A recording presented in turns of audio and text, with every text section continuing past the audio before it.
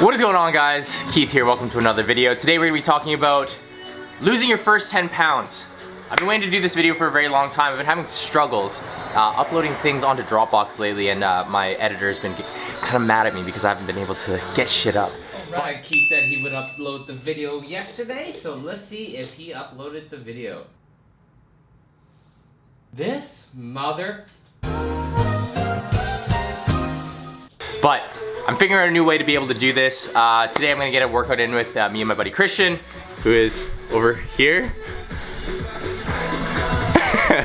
What's up? So we're gonna go through the garage gym workout. We're gonna have a lot of fun, and I will show you a little tour of what it's looked like inside, and we're gonna have some fun. Let's fucking do it. Let's go. All right, so before I get into it, first thing I wanna do is kind of take you guys through a little bit of a tour of the gym. So first things first, you're gonna notice that we're in a garage. We took everything from that side and we just piled it onto the other half of the whole garage. So it looks like kind of a fucking mess over here. Okay. Next thing I want to talk about is just like overall like what we have in here. So first things first, you already know I gotta have to have the ring light in there so I can get the content. Second thing is we have an adjustable bench. So if we take a look at the bench here, we can adjust it so that it gets into this incline position. I can hit this lever down here so it can go decline. This little attachment here allows me to do like sit-ups and stuff like that. It's pretty cool. Second thing is Aslan got a spin bike. So this spin bike was actually on sale when we got it from Fitness Depot. I believe it was only like 500 bucks for the whole thing. Super shitty thing though. One of these, there it is. There we go. What? One of the pedals broke off the other day, so we have to go get this, bring it back and go get it fixed. But as you can see, like the threading there is supposed to go into that hole, and it's just not doing that. Next thing is the adjustable dumbbells. I was having some problems finding adjustable dumbbells that would go past 50 pounds. All you have to do is just hit these little rings. They turn, oh, for some reason they're not turning right now. They just turn, and you can focus them and get them up to 90s. You can lift them up. They could go into any increment of 5 going below there. So it's pretty dope. Of course, we've got to have the speaker system. And then we have this bad boy, this absolute beast of a squat rack. So squat rack has the T-bar attachment there, has the rungs here for squats. We can do deadlifts, etc. These two things we can attach to the very front of it, and we can start to do dips. So these guys come off the moorings here. We can add them to the front, and we can start to do dips there. Another cool thing is we ended up getting this little like pulley cable attachment. We have a rope that goes there, and then this thing holds onto the weights so that we can do things like tricep extensions, tricep pull downs, lat pull downs, etc. Of course, we have the weights, barbell chilling right there. I'm in Christian's way as we're about to do deadlifts. I think we got about 300-ish pounds in weights. This barbell was like 100 bucks. And that's essentially it, dude. What do you think? Dude, it's good. Like, I mean, like, the reason why you want this is you got to do Jefferson squats, right? Yeah, exactly. So, gyms are supposed to open up back in like a week or something like that. I was thinking about just like upgrading this gym so that we can like take advantage of the rest of the space that's like on this side of the garage. But honestly, I don't think it would make much sense, especially if I can go back to a gym which has leg presses, has the energy of being in the gym, etc. This is nice if I like absolutely need it, but I'm happy with my purchase, and that is essentially the gym.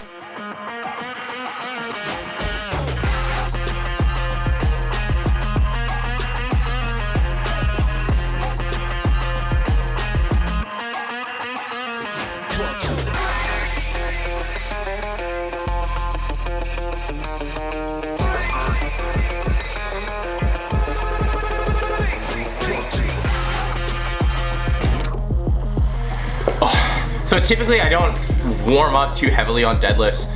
I have this, I don't know if this is a weird thing, but normally for warm-ups that I have like typical clients do, I'll get them go on the bike, get a sweat going, stretch their legs out, just like start swinging their legs around just so they can start opening up their hips, etc.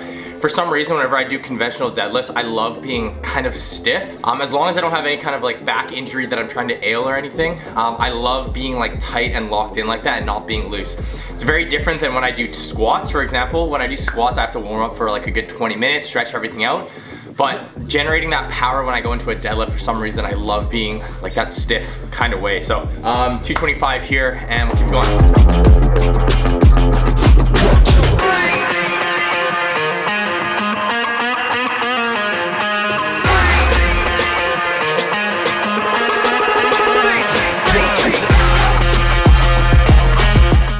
next move we're gonna do is we're gonna get some hip thrusts in. Spend a little bit of time just clearing out that side of the garage. So now we can fit that in there. How many sets are we gonna do? Let's do 3 sets of 15 to 20 reps. I just think with you forever. Nobody gonna take me higher. I'm gonna stick with you. When you don't do a muscle group for a long time, you really start to feel it. For example, whenever I do abs now, it's just like this crazy fucking soreness that I never experienced, and I'm just so over it. But with hip thrusts, I know I need to get the booty back. So let's get into it, dude.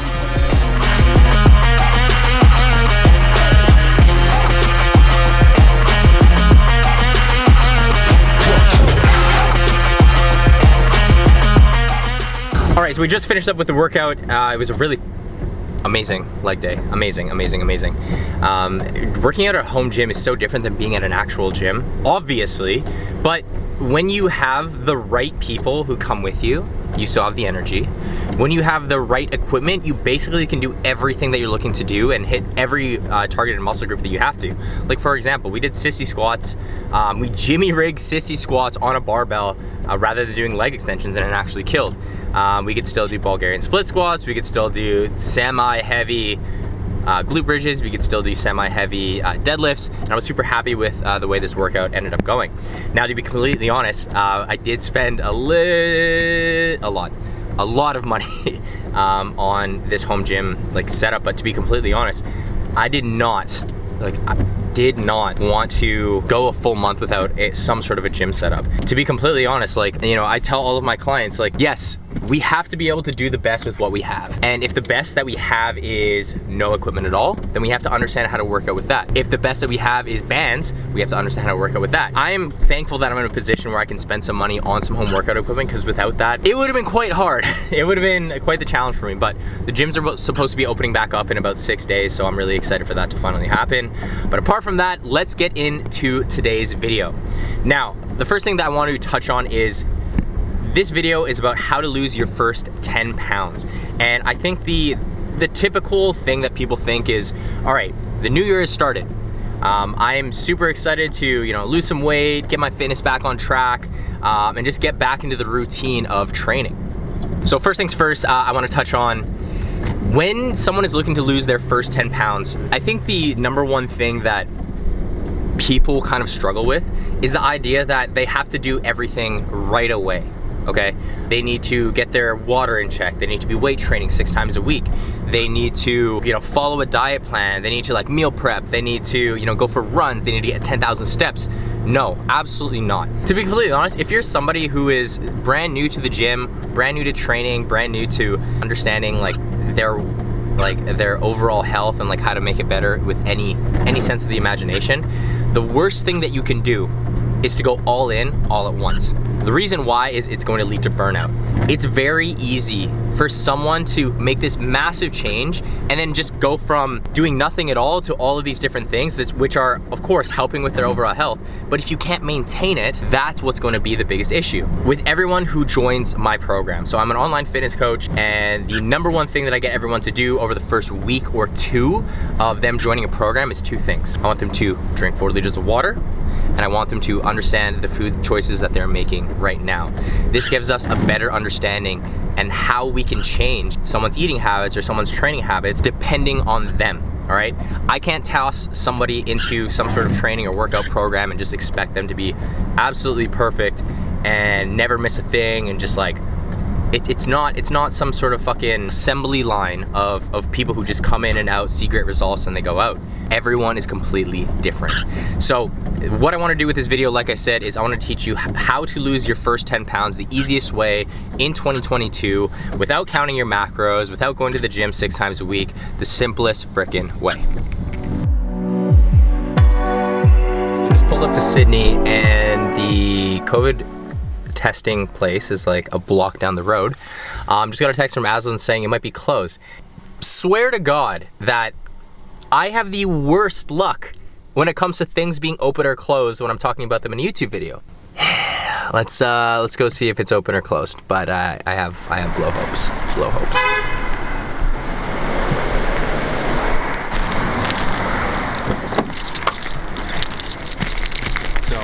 COVID tests acquired. They weren't closed, baby. Let's fucking go. So, I'm gonna touch on the very first thing. If you're looking to lose your first 10 pounds, this is the number one thing that I want you to focus on, okay? Number one is going to be water intake. Now, the importance of water intake has been talked about since we were kids, I'm sure. Everyone's saying like you have to intake 8 cups of water, 4 liters of water, whatever the case may be. But I'm here to tell you that your body has a very great mechanism of letting it know whether it's thirsty or not, all right? So now there's going to be a group of people that say, you know, drink 4 liters of water no matter what, and then another group of people who will say, drink when you're thirsty. I come from a place where I believe if you drink 4 liters of water, that is a really, really good place to start, and here's the reason why. Number one, water is super satiating. Now, if you're someone who's typically intaking like way more calories than they're supposed to be, and the way that you would know that is if you were continuously like gaining weight, for example, drinking a lot of water, at least 4 liters every day, is going to help satiate you and have you intake less and less calories. Think about it like this. Your body can only hold a certain amount of overall volume, all right? If you're intaking things like chips and candy and very calorically dense foods, AKA they have a lot of calories inside of those foods, you're gonna be digesting a lot of calories and energy for not a lot of overall substance, okay? What's great about water is you can still intake a lot of those foods, but if you intake it with a cup of water every single time as well, you're going to be telling your body, you're going to be filling up your body to the point where it's not going to be wanting any more food because it's so full. Now, I know there's going to be people out there who listen to this and go, oh, but that's like a disordered like way of eating, like, you know, I don't know, like if you're hungry, you should eat. If you're hungry, you should eat. Yes, I completely agree. If you're hungry, you should eat. But if you're in a place where you're looking to lose weight, or you're in a place where you're looking to gain weight or change your body in some sort of way, I think there are a lot more dangerous habits. And I don't even think that drinking water is a dangerous habit. There are a lot more poor habits that you can undertake than forcibly drinking some extra water. Not only is it good for overall satiation, it's really good for skin health, brain health, body functions. It helps make sure that your digestive system is on point, on track. A really great way to see if your body is intaking enough water is you can take a look at the color of your pee. If the color of your pee is super brown or super yellow, it means you could be dehydrated because there are more urea or salts dissipated inside of the liquid that you're expelling. Now, when you're intaking a good amount of water, you'll start to see that your body is expelling a lot more clear liquid. Now, with that clear liquid, it's a really good indicator that you are very well hydrated, very well satiated. And trust me, a really good way to take a look at this is eat your regular amount of food, but after you intake any little bit of food, have a cup of water after, okay? So easy way to apply this into your life. You don't want to count macros, you want to lose your first 10 pounds. After every single meal and during every single meal, have a cup of water. After every meal, so let's say you have 5 meals a day, drink a cup of water. During each one of those meals, also drink a cup of water. And if you really want to go for it, cup of water as soon as you wake up, cup of water 45 minutes before you go to bed. You don't want to do it any like sooner to when you go to bed because you're probably gonna have to wake up in the middle of the night just to go piss, and you don't want to have poor sleep. So tip number 1, drink more water, okay? You want to lose 10 pounds, guarantee you, if you just drink more water, you're gonna be well on your way, okay? So got the COVID tests. I'm gonna head back home now. I'm gonna tell you about tip number 2, but first off, I think we're gonna stop for a little Monster. Let's fucking go.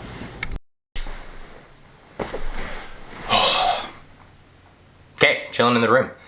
I'll show you what I'm looking at in a second here, but I ended up ordering these like 2 Mount Dog like studio lights, and I'm trying to figure out like how to properly use them. So hopefully I look cinematic as hell right now, but I'm not too sure how much this is actually helping because like a lot of the light is like bleeding into the background. See if that helps whatsoever. Anyway, all right, so tip number 2 into losing your first 10 pounds without counting macros or doing an excessive amount of cardio or anything like that. Tip number 2 is high volume, low calorie dense foods. Now, what exactly do I mean by that? Before I even start talking about this, I think that it's very important to understand that when you go about losing your first 10 pounds, the first thing that people think to do, like I said, is salads. Don't eat past 6. Skip breakfast, you know, never have a sweet again in your life.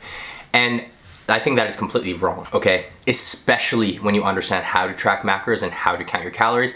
But this isn't a video about how to be able to do that. This is a video on how to lose your first 10 pounds the easiest possible way. So, high volume, low calorically dense foods. How do we figure out what those are?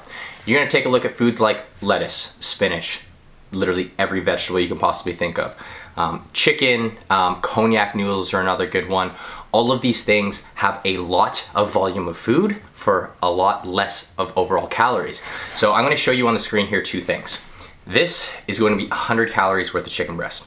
This is 100 calories worth of olive oil. Can you see the difference? All right, 4 to 5 ounces of chicken breast is the same exact amount of calories as 15 milliliters of overall olive oil. What I'm trying to say here is, it is very, very easy to overconsume calorically dense foods. Things like candy, sweets, popcorn, baked goods, etc., because they have a lot of calories packed in a small amount of overall volume. Now, when you take a look at things like lettuce, vegetables, rice, chickens, all of the quote-unquote healthier things, they have lots of volume for a lot less calories. Now, what does this do? We talk about the fact that drinking a lot of water helps fill up your stomach. Same kind of idea when it comes to calorically dense foods. A lot less calories go into your body has to digest a lot less. You're able to fill up your stomach, feel a lot more full, and you're not gonna get that same overall weight gain. So typical foods that you should incorporate when you are looking for calorically like non-dense foods, high volume, low calorie foods. Massive salads. Massive fat salads is going to be a massive one. Protein shakes. Fruits such as like strawberries, berries, melons, watermelon, cantaloupe, all of that stuff. Some things that you want to avoid when it comes to that. Not all fruit are made exactly the same. Pineapples would be one thing to quote unquote avoid. What else would there be? Plums would be another thing to avoid. Bananas would be a thing to avoid. Candies, sugary sweets, etc. Now, would I say like you should never have those things like ever in your life? Absolutely not. But if you're looking to lose your first 10 pounds the easiest possible way, calorically non-dense foods, high volume, low calorie dense foods. Eliminate some sweets, eliminate things that come in wrappers, and just go for the vegetables, okay? You do this across a time frame of like 4 weeks. Man, I can't even explain to you like how easy it's going to be for you to lose these first 10 pounds. Below, I'm gonna show you a couple of recipes inside of the video description below that are high volume, low calorie style of recipes that you can incorporate on a daily basis.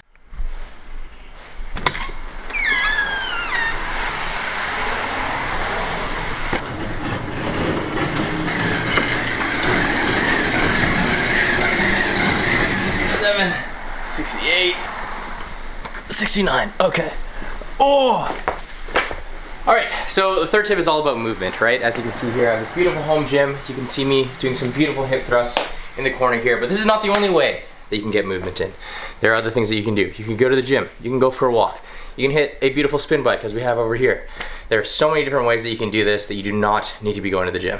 Okay, so I just was about to leave the house to go for a little bit of a walk, and Amazon man rolls up with the UPS truck. And I opened this thing up and the book called The 4 Agreements comes out of it. So on my Instagram, I posted this little like book exchange thing where like you can get books from like all over the world, blah, blah, blah, blah, blah. And inside of our book club, like in the Thrive group right now, we're all reading this book called The 4 Agreements. So I look at this book and I'm like, did I order this? Because it would make sense that I did. But then it says, thank you, this is your gift from Darling Nikki 70, which I'm assuming is her Instagram handle. So Darling Nikki 70, thank you so much for the book. This is the book that I needed. So thank you so much. All right, so just hanging out on a walk here. And right now I just want to talk about movement. So 3 different ways that you can go about doing that. And they're very typical ways that you can go about doing it as well. So the typical ways that you're gonna see most of the time are to go to the gym, right? You hit up a fitness center, you push some weights, you maybe do a spin class and stuff like that. But that is not the only way that you can create movement. Going for walks. 10,000 steps a day. You can literally just take the long way to work, especially if you don't have enough time to go do anything else. The only thing that matters is that you're moving more. Now, let's say you work an office job, you work a desk job. Get up, go for a hike, go for a walk your dog. Literally just get up and go do something. As soon as you start creating the habit of movement and motion, you're gonna wanna do it more. So even for like my most like homebound work 16 hours a day clients, I'll just have them get up and do like 10 push-ups, because as long as you're building on top of that, you're gonna be able to do more, you're burning more calories, etc., and you'll just get into the habit of actually doing it. All right, so we're finished with the walk, heading back home now. I think Christian's gonna make us some dinner tonight, so let's have some fun. I'm excited to see what he makes. All right, so finally a week later, we were finished with the video. I ended up recording this video a week before I went to New York. It's now January 25th, 6 days after my birthday. And we're just finishing recording. So I just want to give you guys a quick little breakdown on everything that I said to be able to lose your first 10 pounds. So let's reiterate together. Number one, drink 4 liters of water. There's nothing wrong with intaking more water to help yourself feel more full. And when I say that people may find it as like a disordered eating thing, I'm just gonna say again, there's much more destructive things that you can do for your own health than drinking or forcibly drinking 4 liters of water. It helps you stay satiated, it helps proper brain function, it helps, call it staying hydrated, it helps with your skin, like it does so much good things for you and it helps you stay full, and that's the name of the game. Number two, high calorically dense foods. Things that have a low amount of calories for a high amount of volume to help fill up your stomach. 100 grams of chicken breast or 4 or 5 ounces of chicken breast is 100 calories, whereas a tablespoon of olive oil is 100 calories. You can see the difference there. So when you're going out and looking, whole hearty foods that include a lot of vegetables, lots of meats, lots of low-fat meats to be very specific, are gonna really help fill out your diet and get you on the right path. You don't have to skip over things like Rice Krispie squares or, you know, Reese's peanut butter cups if you really don't want to, because at the end of the day, the thing that's going to help you lose 10 pounds the fastest is going to be a diet that you can stick to. And if you absolutely love some of those things, then you don't need to be skipping them at all. And then number three is movement. Get moving, get active every day. Go for a walk, go for a hike, get in the gym, go do something that is not sitting on the couch watching TV or being sedentary. It doesn't have to be going to the gym. It doesn't have to be running. It just has to be moving your body in some way that makes you happy at the end of the day. So thank you guys so much for watching the video. Like, subscribe, comment. I will see you next week for another video. Thank you guys so much. Tony, I'm super sorry for getting all of these videos super late to you, but peace out.